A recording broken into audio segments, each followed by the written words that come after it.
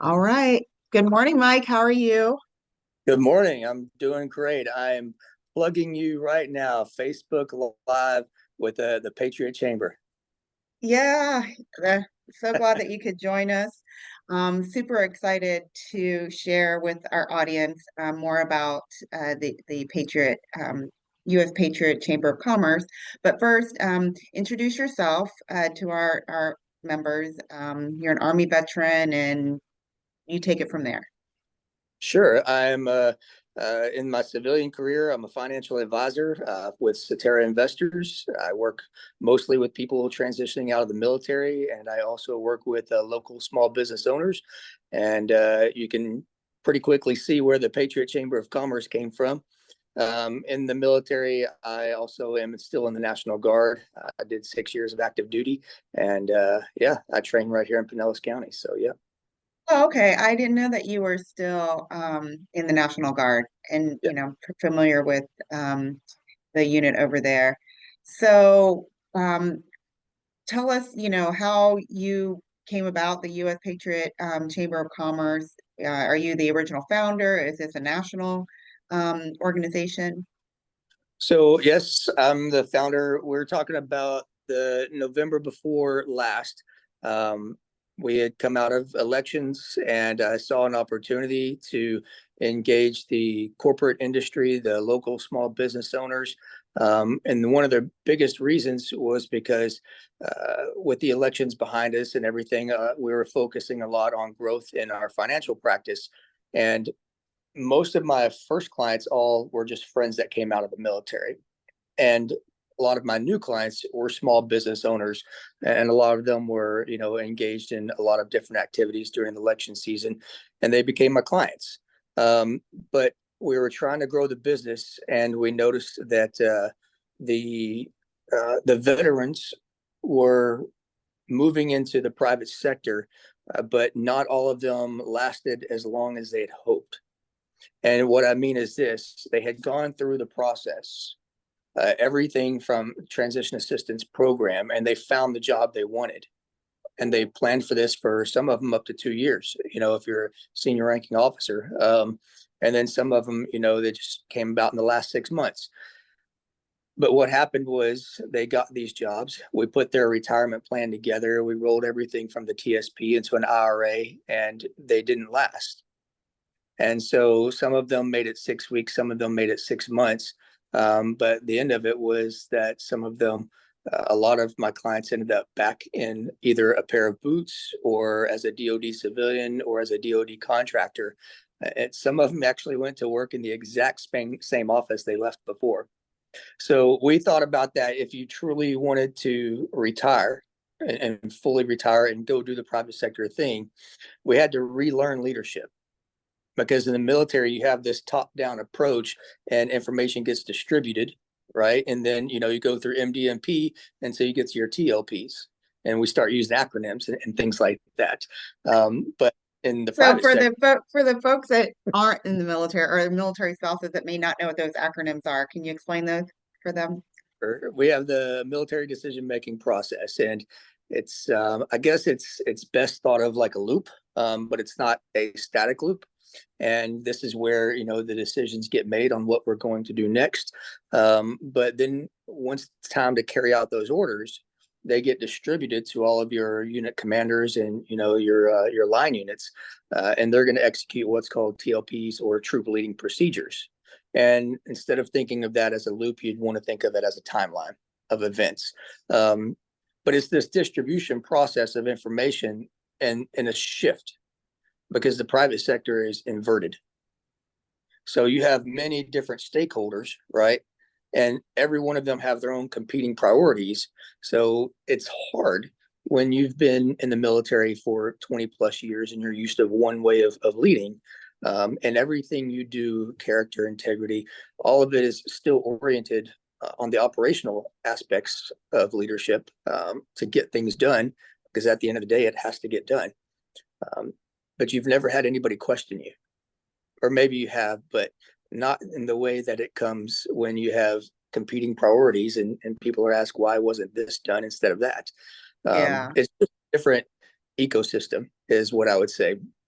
And So you, oh, I'm sorry, go ahead. no, go ahead. Oh, So you formed the Patriot Chamber of Commerce to help those that were transitioning have um, better understanding of their financial future and potentially small business ownership success. Yes. And what we found was that some of my clients were asking me to ask my other clients if they could, help them network and find jobs. And that was where the origin of the Patriot Chamber came from. It showed up in November of 22. And by February of 22, we had recruited the board of advisors. By March, we had a board of directors, and by April, we wrote the actual bylaws and the Constitution, and everything became trademarked and whatnot. And then in that same month, I actually left for a deployment. Of course, that's the way it always works. So, what is the exact or specific mission and purpose of the Patriot Chamber of Commerce? So the Chamber of Commerce is the first and only Chamber of Commerce that is by civilians for veterans. And its purpose is twofold. Number one is to help military leaders transition out of the military using the normal processes they would use through TAPS, Transition Assistance Program, ONU, the Honor Foundation, and any one of the dozens of organizations out there. We host a transition and leadership conference every year to facilitate that now and be part of that community as a resource. In addition to that, the phase two, you might say, like once you've reached that phase line, you're going to move into the next part of your life, which is actually leading. So we mentor our transitioning service members in those leadership roles to make sure they have the resources to sustain their employment, the job they wanted to do. So it's essentially once they get the job, once they land the job, is you're like the support system to help them kind of assimilate to their new life and the company culture, and how to not stand with your hands on your hips and talk with your knife hand to There's your peers and yeah, employees. Okay, that's really cool. And so, as far as the small business owners, how does the chamber help business owners? Because Action Zone, that's what we do. We help veterans and their families start building, grow their own businesses. So, really curious on about that part of the chamber. Sure. So with the chamber, it operates like almost any other chamber. It's a networking community, but we are a little more purpose driven. It's not just networking for the sake of networking, money for the sake of money. We're very mission driven, and the mission is to make sure that we've created space for those longer serving veterans that they signed up after 9/11, or they signed up after 2004 or 2010, and they spent most of their life learning one way of doing things. And so we have to help them unlearn that. Not completely. We want to keep the values, but just redirect how they execute. So Just a little mindset shift. That's what we do. We try to help with it, or we help with at Action Zone, is switching from the military mindset to the entrepreneurial mindset, which is just a little switch. It's just looking at problems and solutions and people just through a different lens, using, like you said, the same values, the same skills, just with instead of purple glasses, maybe orange glasses. no, to your point right there. I think this is something that the reservists and the National Guardsmen do very, very well, because once a month we have to turn that switch on. I change Yeah. hats. I'm Sergeant Roger again, and then that day is done. It's no more hat. Right. It's do civilian clothes and doing what civilians do. And I think one of the funniest stories I have is that a long time ago, in a former life, I was a school teacher, and my first sergeant's son was in my history class.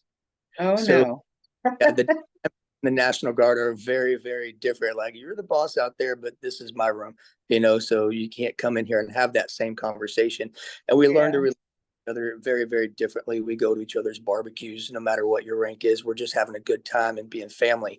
And I think that's the nature of the National Guard. Well, we want to help the active duty component when they've done their 20 or 15 or 10, whatever it is, when they get out to adopt that new mindset, like you said. Oh, great. So I look forward to Action Zone and the Patriot Chamber of Commerce working together in the future. So you're headquartered in Pinellas County, which is unique because there's a lot of things happening in Pinellas County. There's other veteran organizations like the what is it? ED 214 Club or 214 Club 214. They're near Dunedin area, I think Palm Harbor. So do you only do activities in Pinellas County or all over the Bay Area? No, we found out that we were going to build this chamber the same way I would build a financial portfolio. I use asset class rotation to produce the growth in a portfolio, but the way I protect it is through diversification. So in the same way, we diversified the Chamber of Commerce itself by having charters in Pasco County, Pinellas County, Hillsborough County, Manatee County, the entire Bay Area, so that we were able to pool as many resources as possible and look at what other people were doing right, and from a very early stage have the ability to compare notes and find out what's going to work and what's not going to work, so that we could be as successful as we could, as quickly as we could. That's great. So talk about some of the events that you have coming up to, bring the veteran community together. Sure. So I mentioned before, one of the things we did was the Transition and Leadership Conference. Another thing that we've done was celebratory. We were invited actually to the 80th anniversary of D-Day. And we have there's five, but we presented to 4 World War II veterans. And one of them was a centenarian. So Wow. a very amazing day. He was 100 years old, and to be able to present a coin, the coin was purchased by Black Dagger Military Hunt Club, the Dave Winters group over there, and the coin was designed by Sergeant Major Tim Lawn, also a friend of mine from AUSA, and we're working on the helping them with plan the AUSA Army birthday ball. But these 2 tremendous people stepped in to produce that coin, and we created a little plaque, a little trophy for it to sit on top of. So being able to be present for that and be present for those individuals was an amazing experience. And then just this Thursday, we hosted a Women's History Month event, and for Women's History Month, we had Phyllis Wilson. She's from the Military Women's Memorial Foundation. She's the president over there, and that is the only women's women in uniform national monument in the country. It's a very amazing organization, and she shared her story with us. It was awesome. In that same event, we had Layla Collins, who spent 20 years as a military sergeant, or first sergeant, actually. And then we also had our youngest veteran in the room. She's 17 years old. She's been in the Army year already. Actually, she just turned 18. I'm sorry, she just turned 18 and enlisted right after her 17th birthday. So we did the traditional coin presentation, and CW5 Phyllis Wilson was able to coin the youngest specialist ever in the Florida Army National Guard. So that was a great day to be able to celebrate those women and their courage and their commitments. Yeah, I was disappointed I wasn't able to make that one. I had a board meeting scheduled already. It's, once a month thing. So what's coming up? What's next? You got something today, right? We do. So we're about to have our board meeting. It's usually virtual. It's just going to last a little while. But immediately afterwards, we're having a networking event here in downtown St. Petersburg. So we will be having local professionals, business persons, and also some veterans from the USF St. Pete campus will be present with us today. On April the 18th, we have the Patriot Social, which is customarily, it is on the rooftop of the Cambria Hotel in Madeira Beach, which is a fantastic place to watch the sunset. In addition to that, in May is a big month for us because it kicks off Patriot Month.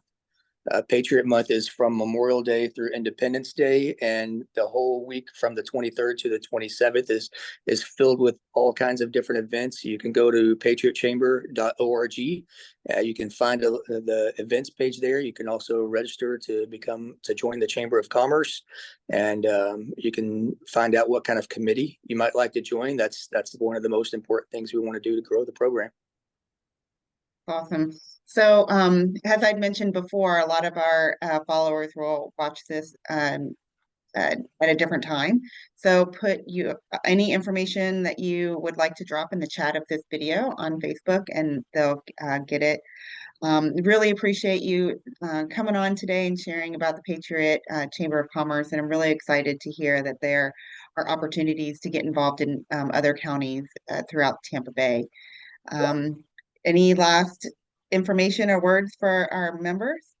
Just thank you for we're a new Chamber of Commerce, and this is actually my very first podcast. I apologize for being unrefined if I am. I'm wearing a visor. We are Action Zone is we are chill and casual and real. So Yeah. don't worry about it. All right, well, patriotchamber.org for more information, or look into links in this chat. Action Zone, we have a lot of stuff coming up. Our next in-person cohort starts this Saturday, April 6th. We have some virtual Q&A sessions happening this week. So if you have any questions about the class that starts on Saturday, you can register for those on our Eventbrite page. We have, sponsored by Veterans Florida, 6 Steps to Franchise Ownership. That's coming up April 11th. Again, you can register for that on our Eventbrite page. Take Action, our workshops also sponsored by Veterans Florida, local resources for entrepreneurs, that is delivered and led by our very own Rosie Lee. And then Dr. Russ Barnes, also an Action Zone board member and facilitator. He has his government contracting class. So April 11th, if you're interested in franchising, May 1st, if you wanted to learn more about local resources, and May 9th, if you're interested in the nuances of government contracting. Thank you, Mike, so much for joining us and sharing about your organization. And yeah, we'll be seeing you soon. Thank you. I appreciate it. And I look forward to working with everything you've done over there at Bunker Labs and everywhere else that you've been. You've got a lot going on, and it's all very exciting. We're happy to try to join forces with you. Yeah, thanks. I appreciate it. Bunker Labs got acquired by IVMF, Institute for Veteran and Military Families. So you have to go to their website to see what programs they also offer our veteran community. Wonderful. Look Okay. forward to it. All right. And actionzone.org if you need to check out Action Zone information. We'll see y'all next time. Thank you. Thanks. Bye. Bye.